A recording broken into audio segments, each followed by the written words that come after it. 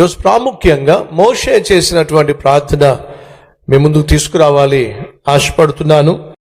90వ కీర్తన, ప్రార్థనా కీర్తన, దైవజనుడైన మోషే చేసిన ప్రార్థన.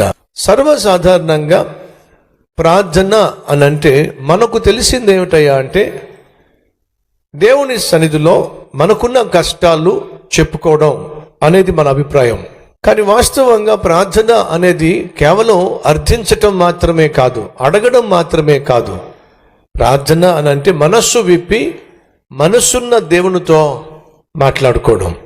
మీరు బహుగా ప్రేమించేటటువంటి తండ్రి కానీ, తల్లి కానీ, లేదా ఒక స్నేహితుడు కానీ, స్నేహితురాలు కానీ, అక్క కానీ, చెల్లి, తమ్ముడు కానీ, అన్న, తోబుట్టువులు, మిమ్మల్ని బహుగా ప్రేమించేవారు ఎవరైనా ఉన్నట్లయితే ఏం చేస్తారు? మీకున్న కష్టాన్ని మనస్సు విప్పి చెప్పుకుంటారు. ఈ లోకంలో నిన్ను బహుగా ప్రేమించేది ఎవరు చెప్పండి?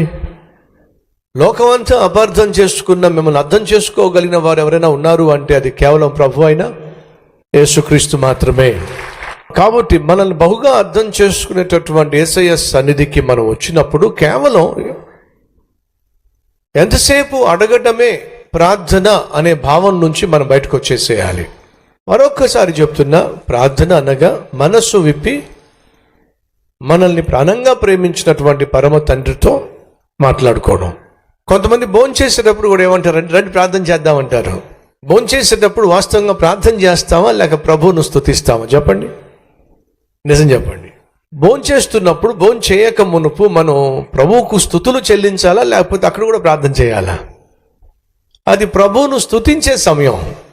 కాబట్టి సంగమా, మీరు ఎప్పుడైనా భోంచేసే ముందు ప్రార్థన చేద్దాం కళ్ళు మూసుకోండి అని అనకండి.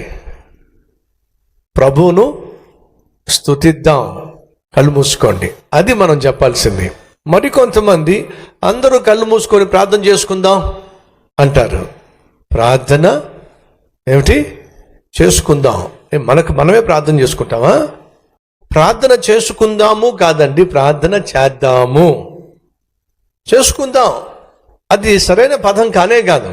ప్రార్థన చేసుకో, ప్రార్థన చేస్తాం, ప్రభువుకు ప్రార్థన చేస్తాం. సంగమ మళ్ళా జ్ఞాపకం చేస్తున్నా, ప్రార్థన అంటే కేవలం అడుక్కోవడం కాదు. ప్రార్థన అని అంటే కేవలం మన కష్టాలు చెప్పుకోవడం కాదు. ప్రార్థన అంటే మనసు విప్పి దేవునితో మాట్లాడుకోవడం.